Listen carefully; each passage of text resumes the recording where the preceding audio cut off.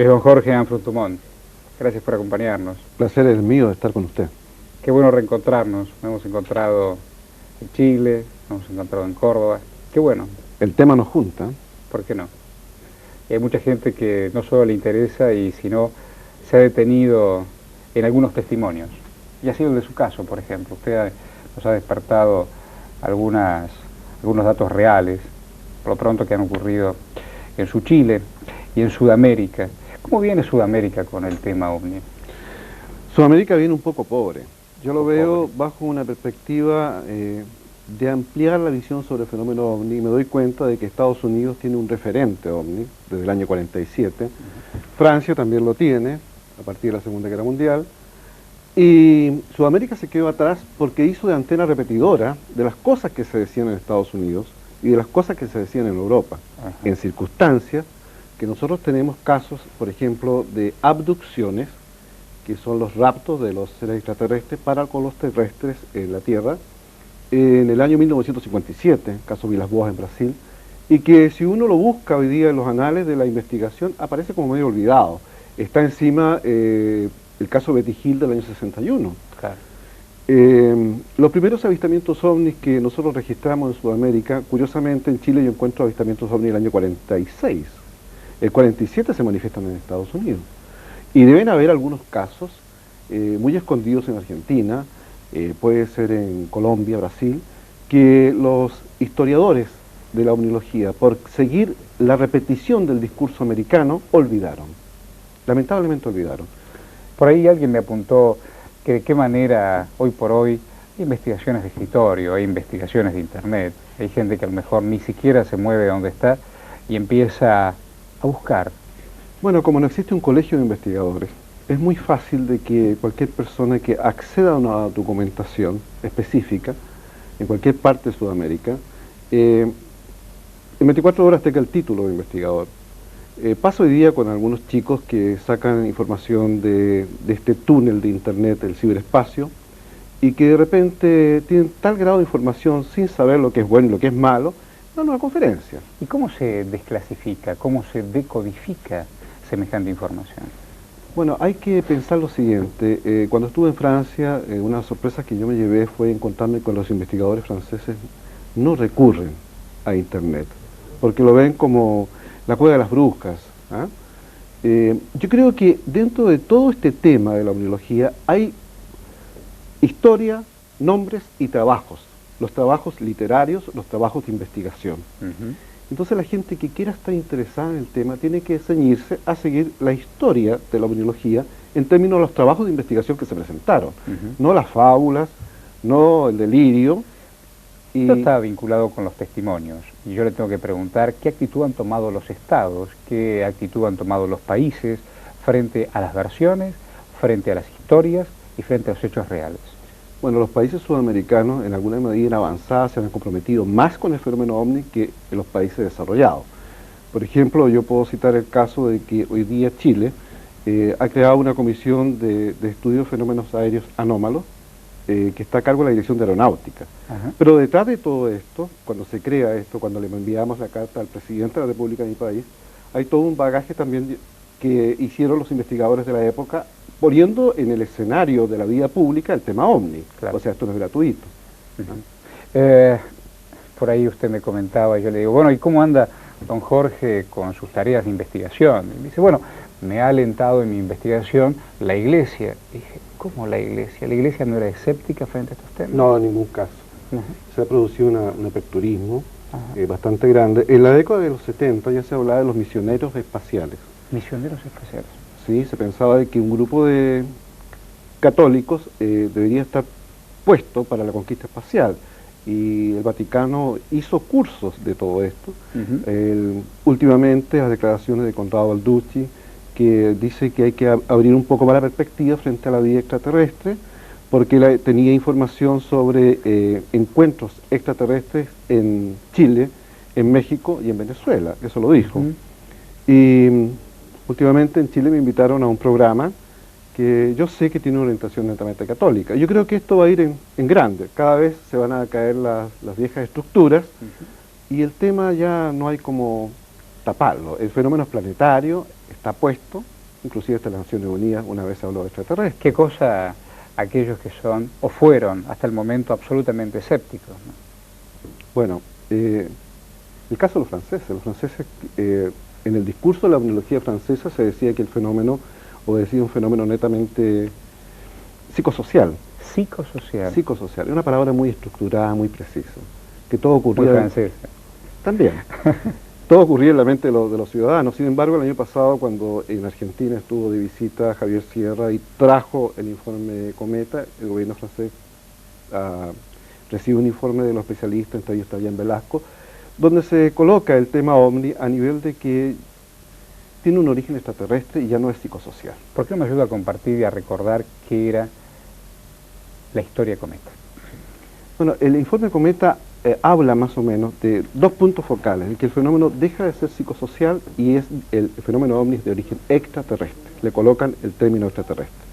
Y entre las cosas que dice también, apunta el caso Roswell, que es una de las partes más fundamentales de la casuística norteamericana, el 2 de julio del 47, y dice que es muy probable de que toda esta información de la caída de una supuesta nave extraterrestre obedezca a que tecnología extraterrestre nos dejaron caer en la mesa, tecnología para que la conociéramos. Y curiosamente, Stanton Friedman en Estados Unidos señala de que en el año 1947 aparece el transitor.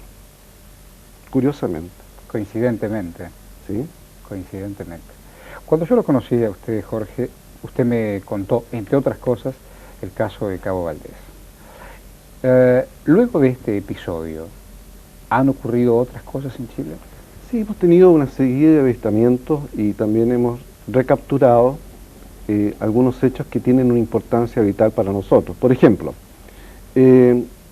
a título de exclusiva, descubrí que hubo una comisión, de la cual no puedo dar nombres, en una universidad importante de Chile que se dedicó a estudiar el fenómeno OVNI en la década de los 50 y los 60. Pero esta comisión utilizaba, digamos, el estamento universitario, y ya después, cuando cerraban el programa de la enseñanza, abrían un nuevo set y estudiaban los OVNI, cosa que a nosotros nunca se nos dijo. Esto seguramente lo voy a volcar en un proyecto de informe que voy a hacer una vez que vuelva a Chile. ¿Y qué pasó por el caso Valdés?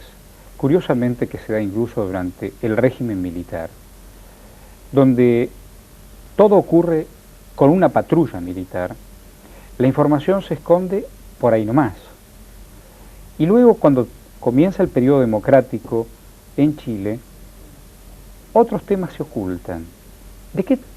¿Cuál es el miedo que tienen los estados? Yo pienso que los estados, las personas que gobiernan los países sudamericanos, han tenido rótulos de estadistas, han tenido rótulos de idealistas, pero son personas que tienen que estar en una tónica universal, claro, y que tienen que estar al son de la música que les tocan afuera. Me parece. Entonces, como comprometerse con un fenómeno OVNI es más o menos fuerte, o con la vida extraterrestre, claro, ellos la obvian. Pero pienso que Chile hoy día está en un punto de avanzada. ¿Usted separaría las aguas en lo que significa OVNI y vida extraterrestre? Yo creo que sí, son dos cosas diferentes. Los soviéticos, la otrora Unión Soviética de los años 60, crearon modelos de vida extraterrestre y una ciencia que se llama exobiología. ¿Cómo? Exobiología, exo fuera. Y llevaron a ordenador varios sistemas de vida. Y yo creo que el OVNI es una máquina. Ahora la máquina nunca ha cerrado las puertas de pensar de que si hay un fenómeno OVNI extraterrestre, también pueden haber OVNIs terrestres infiltrados dentro de todo este escenario. No hay que olvidar que en la década del 90, 95, 96, Estados Unidos desclasificó información diciendo de que tenían un modelo que se llamaba el pájaro negro, que sobrevoló muchas veces la Unión Soviética. Claro. En la Unión Soviética dieron esa máquina que era de tecnología de punta, la vieron como un OVNI. Pero lo dijeron en los 90, 20 años después. Entonces, hoy día podemos estar viendo OVNIs fabricados por una transnacional y que después, en 20 años más, nos van a contar que eran terrestres. De Jorge Ambrose Dumont, de Chile, viene a contarnos qué pasa con los objetos voladores no identificados. ¿Qué pasa con usted? Que a veces fantasía es escéptico. Ya venimos. Aquí estamos con don Jorge Ambrose Dumont. escuchándolo, ¿qué opina sobre ovnis y extraterrestres? Digo, a esta altura del campeonato, hablar de extraterrestres es como empezar de nuevo para algunos. Es decir, bueno, vamos a barajar y dar de nuevo. Sí, ¿Por dónde habría que empezar? Yo creo que el fenómeno se planteó como fenómeno ovni y de repente se enamoraron muy rápidamente del piloto. Y sucede también en Estados Unidos a raíz de los primeros encuentros cercanos del tercer y cuarto tipo, donde se le da una importancia fantástica al piloto, al que maneja la nave, y se olvidan de la máquina. Pero el fenómeno de la X es la máquina que puede girar a más de 50.000 kilómetros a la hora, hacer un giro, evolucionar en distancias inconmensurables, aparecer y desaparecer frente a una cámara de televisión. Ese problema no está solucionado. Entonces se desvió la atención hacia los pilotos, o el chofer, como quiere llamar. Y entonces donde habría que poner la lupa. Exacto, porque sucede que los pilotos que se han visto de los eventuales ovnis son personas igual que a los que están viendo este programa. Y yo pienso que eso tiene que hacernos pensar. Yo hice una estadística a nivel mundial de encuentros cercanos y la tercera parte de los pilotos reportados, los que manejaban el ovni, eran seres igual a todos los que caminan por una calle en Buenos Aires. ¿Ah, sí? ¿Sí? La tercera parte, eso es significativo. Y además, ciertas cosas que hacen los raptores de los terrestres, como puede ser sacarle una muestra de uña, una muestra de sangre, son cosas poco naturales para una civilización muy desarrollada. Yo creo que la gente tiene que pensar en eso también. Poco serio eso, ¿no? Poco serio. Poco serio. Porque nosotros generalmente pensamos que esto corresponde a grandes civilizaciones que pueden tener 1 billón de años más de antigüedad que la Tierra, pero dentro de todo esto sigo insistiendo en la idea de que puede haber ovnis y extraterrestres infiltrados. ¿Para qué? ¿Para qué? Me he hecho la pregunta muchas veces y he llegado a la conclusión de que el ovni como fenómeno distorsiona el eje de la realidad que puede estar viviendo un país o varios países. Hay ovnis en las guerras, hay ovnis en los desastres naturales, inundaciones, maremotos, se han visto ovnis. Y siempre este elemento sirve como para cambiar el eje temático. En Chile, antes de un plebiscito, hubo un ovni. Entonces, ¿a quién le sirve el ovni? La pregunta. ¿A quién le sirve? ¿A quién le sirve? ¿O Y qué hay en sus especulaciones y su hipótesis, ¿qué deduce usted? Yo deduzco que hay fenómenos creados por el hombre y hay fenómenos netamente extraterrestres a esta altura del combate, como usted bien decía. Y para el año 2000 vamos a seguir siendo intoxicados de alguna manera con ovnis que son producidos de la Tierra y que corresponden a la tecnología de punta que ya puede ir superando 5 velocidades del sonido, por dar una referencia. Cuando se encuentren día más, día menos, en Córdoba, en Capilla, ¿qué es lo que van a hacer ahí? Bueno, yo estoy invitado a un encuentro internacional de contactados, que fueron personas que tuvieron acceso, digamos, a los extraterrestres. Ajá. Yo creo que ahí vamos a tener un punto de debate para crear un escenario donde las personas que van y vienen a estos encuentros puedan preguntarle directamente al protagonista. Porque no hay que olvidarse de que a veces los investigadores caen en un protagonismo vano y se olvidan del público, que es el que tiene más preguntas que el investigador. Entonces vamos a tratar de crear ese espacio de discusión. ¿Cuántos casos se conocen, al menos en esta Latinoamérica? Yo creo que en Latinoamérica vamos por sobre una centena de casos de abducidos. Centena. Lo que pasa es que los países, por su disgregación geográfica, a veces hay investigadores de excelente calidad que pueden estar perdidos en un pueblo en Bolivia o al interior de Venezuela, como fue un caso que acabo de conocer hace 20 días atrás. Hay un grupo trabajando al interior en Coraima que tiene hasta un mapa impreso a 4 colores de todas las situaciones que se han producido. Pero ese grupo no es conocido en el Cono Sur. Inclusive, es tanto que, no para hacerle propaganda a Venezuela, en Coraima se están organizando tours para estas zonas, ventanas o zonas calientes de los ovnis, para que la gente vaya a ver este espectáculo al interior de la selva. Usted usó la palabra abducidos, para aquellos que no tienen la menor idea. ¿Qué es ser abducido? Abducido es un rapto, cuando toman a una persona y la llevan al interior de una nave sin su consentimiento y sobrepasando todos sus derechos humanos. ¿Y qué le pasa a ese hombre o a esa mujer cuando es abducido? Generalmente hay muy poco diálogo en términos fonéticos, pero sí hay un diálogo telepático, aunque no todos los casos son telepáticos, pero hay la mixtura, diálogo fonético y diálogo telepático, y son sometidos a una serie de investigaciones, llamémoslo así, o exámenes médicos, donde los hombres han sido analizados con muestras de piel, tal como decíamos anteriormente.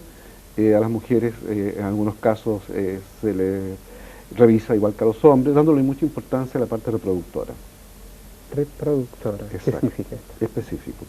Que es algo muy parecido cuando se hace, comparando respetuosamente, la elección de una especie biológica determinada, cuando un productor crea animales, o mejor dicho, cuando hace crianza a grandes rasgos de especies biológicas, va seleccionando los mejores. ¿Y coinciden los argumentos de los abducidos? Digo, incluso hasta geográficamente. Sí, sí.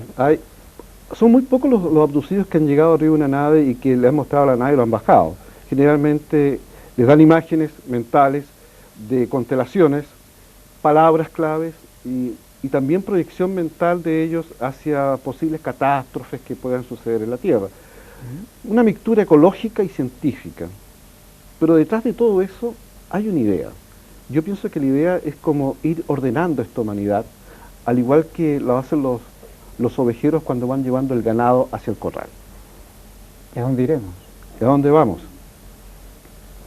Yo pienso que vamos a un desenlace en menos de 10 años. ¿Qué significa un desenlace? Que el fenómeno OVNI tiene una respuesta tapón, o una respuesta clásica, en menos de 10 años. Y la vida extraterrestre también. Para la historia de la humanidad, dice usted. Sí, para la historia de la humanidad. A mí... Determinante. Pienso que los plazos se van cerrando. A mí me ha llamado mucho la atención el hecho de que el Papa últimamente, su santidad el Papa, haya pedido perdón por algunas cosas como lo que sucedió en la Inquisición. Sí, sí, claro. Lo que pasó en la Segunda Guerra Mundial. Pasó en la Segunda Guerra Mundial. Ese silencio que tuvo, hoy día está abierta la compuerta como para manifestar cualquier cosa. Y no me extrañaría ver en la misma actitud de su santidad el Papa a un dignatario de algún país mundial, como puede ser un Clinton o cualquier otro, pidiéndole perdón a su país por haberle ocultado la existencia de la vida extraterrestre o la existencia de que ellos sabían todo lo de los ovnis. Porque los que mejor saben de todo esto son los servicios de seguridad de las potencias. Y voy a reiterar la pregunta que le hice en el bloque anterior. ¿Por qué los estados tienen miedo? ¿Y miedo a qué? Bueno, en los años 47, cuando se producen los primeros encuentros de fenómeno OVNI, las potencias venían saliendo del trauma de la Segunda Guerra Mundial. Claro. Y pensaban que la gente no estaba preparada para nada. Inclusive en ese segmento de programas de información sobre los OVNI, se llegó hasta ridiculizarlo utilizando las tiritas cómicas de Walt Disney. Y produjo un efecto contrario. Eran los tiempos de los programas con las risas pregrabadas que nosotros todavía escuchamos en la radio. Pero hoy día, si vemos el cine, si vemos los medios de comunicación masiva, la multimedia, nos vamos a dar cuenta de que cuando nosotros en la década de los 60 íbamos a ver una película de seres del espacio, veíamos una película en blanco y negro y nos reíamos. Hoy día dan una película de seres extraterrestres y tenemos el peluche para llevarlo a la casa, la polera, el pins, y hay un reforzamiento de la idea.